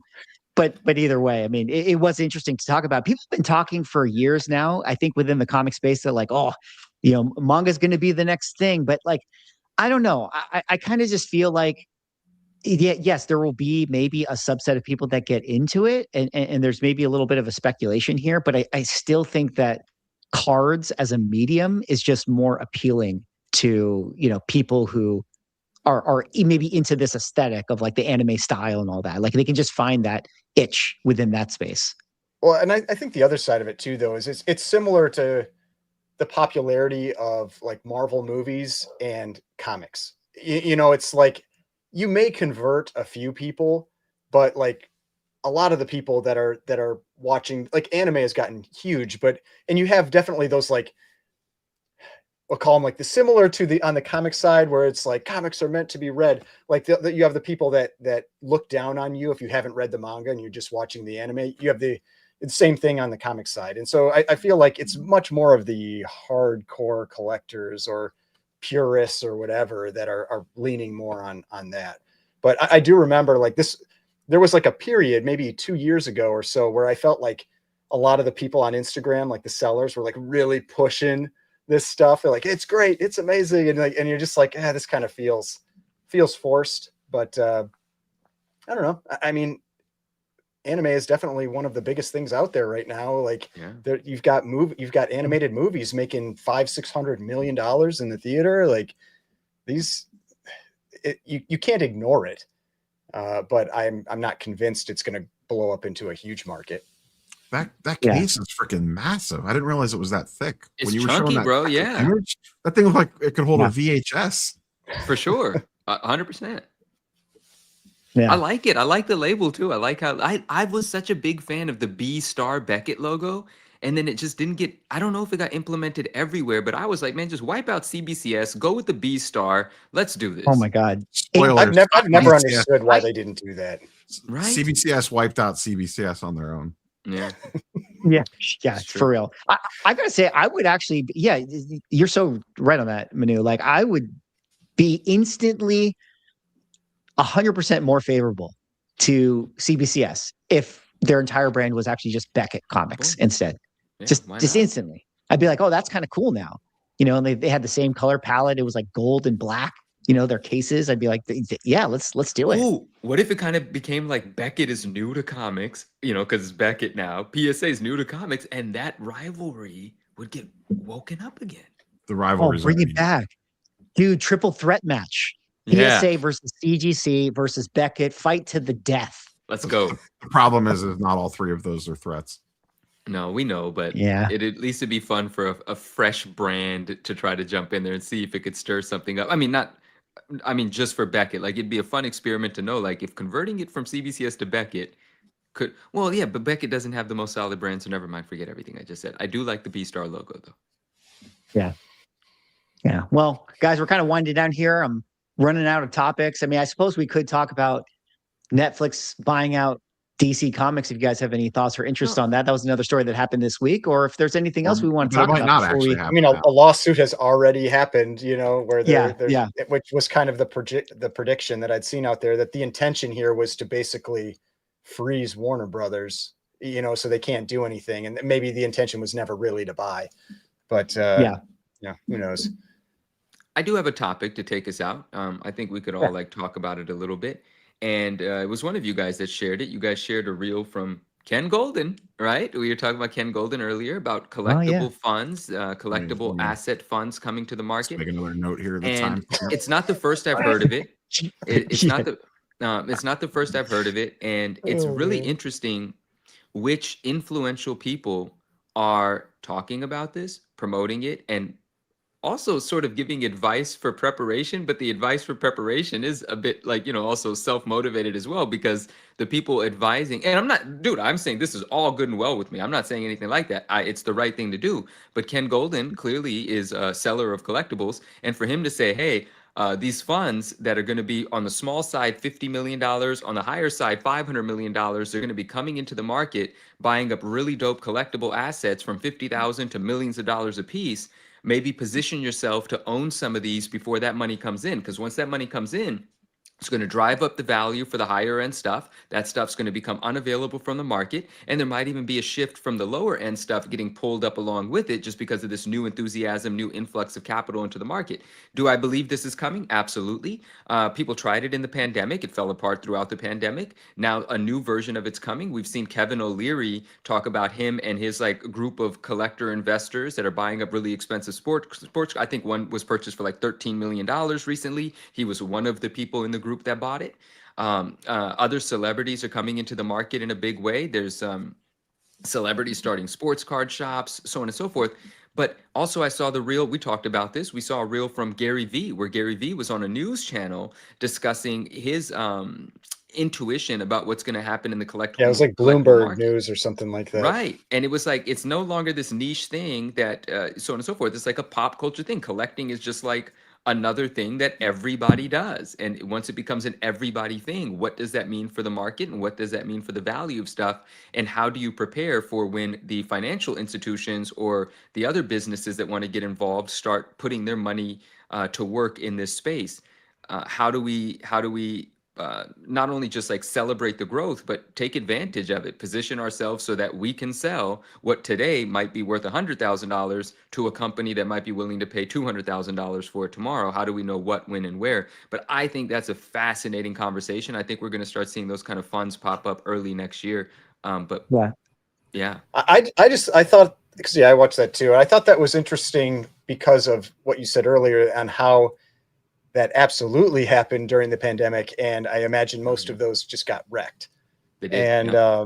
And so how do you avoid making a huge mistake again? And maybe they don't care, maybe they're like buying it with other people's money as they build up these funds or something, and so it's not a big deal, and they're just collecting fees, like how a lot of mutual funds, that kind of stuff work. But still, like, people won't stay with it if you're not showing some type of growth. But yeah, I don't know, like I have a hard time thinking it's actually going to lift the floor. I think it's much more likely just going to have maybe impacts on some of the super high end stuff. But like $100 books, I don't see being like, because those people are like this. Maybe it lifts the floor on $10,000+ items, but I just, the lower dollar stuff, I don't see it having any real impact on. I feel you. Yeah, that's kind of how I think about it too, where it's like, I totally agree with the Gary Vee clip. Like he's been beating that drum for a little while now, and I think that he's 100% on point with it. Like, I do think that the culture of collecting has become its own like entertainment vertical, and I do think that it has like an impact in the way now that music does to a degree, and TV and movies and video games. It kind of has its own space, and so with all the conversation that Ken Golden has about these funds and all this stuff coming in, I do think that there is going to be a lot of expansion and business that comes into, these spaces and does grow collecting as a culture. And especially, I said in my video where I talked about the Netflix possibly buying DC, and I made mention, like, my ultimate thought to it is that if it did happen, which we know like it probably won't, but if it did happen and they ended up just like swallowing DC and churning out more like, TV shows that were kind of just super mid or whatever, and it's just like not that interesting content.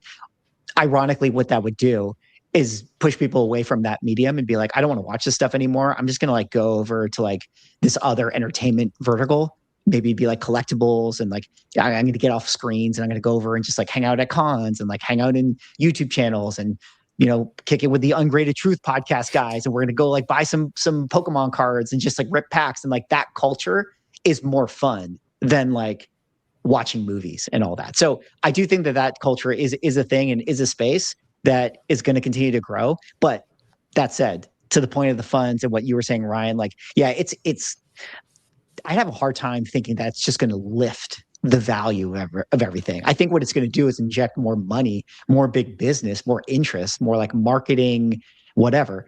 But I also think a lot of that stuff is going straight to cards. I don't think comic books is prime for that. Like I just don't see the Well, same and type he of like didn't say comics business in his video. visionaries. He mentioned He Yeah. mentioned it once. He Oh, did mentioned he? the Because word he comic was talking books about like just once. jerseys and stuff. Yeah, he and, was you know, talking about that, game Yeah. use stuff more than anything else. But Yeah.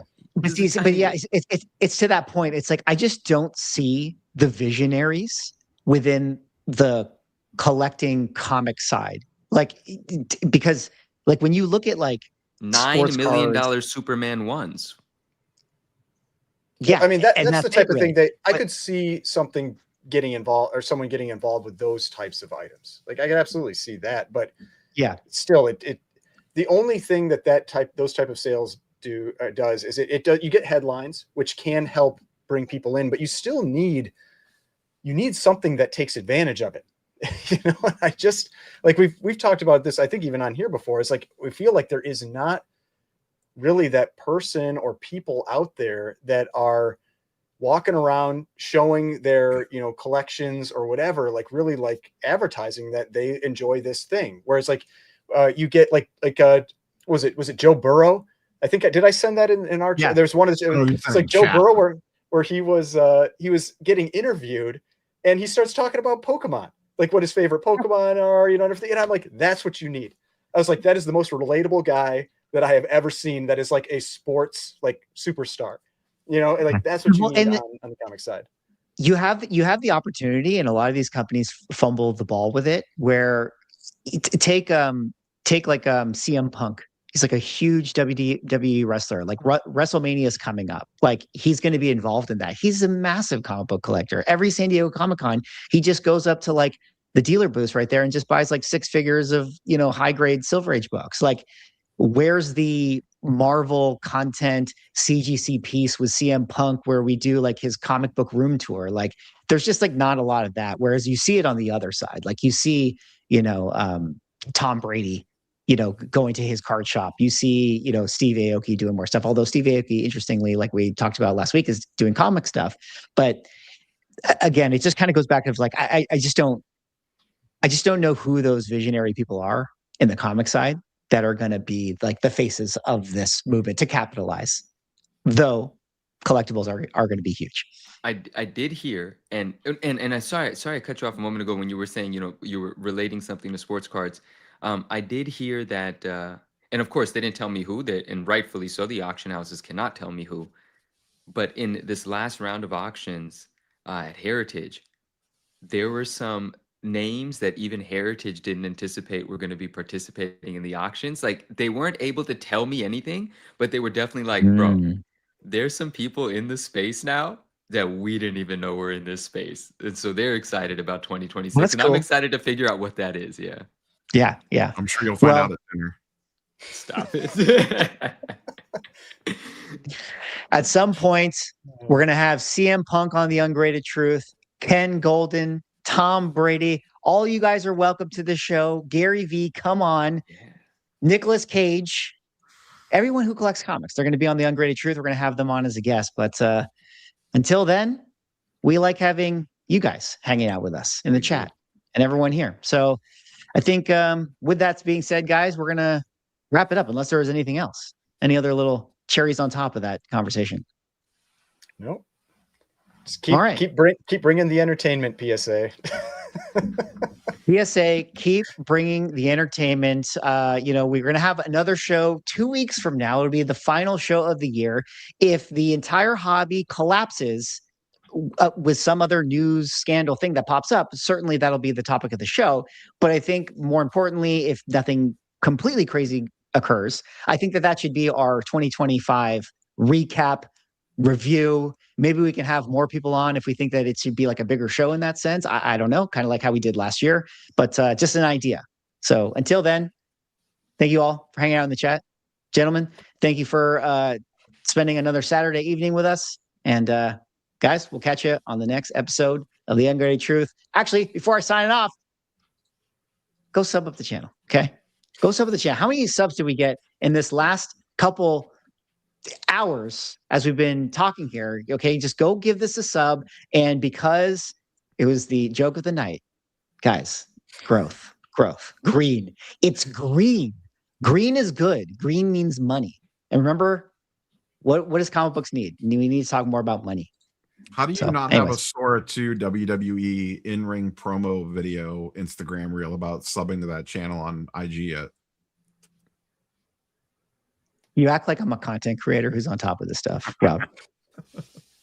All right, guys. We'll see you later. Detective Comics set a record for 1.8 million. Nobody really cares.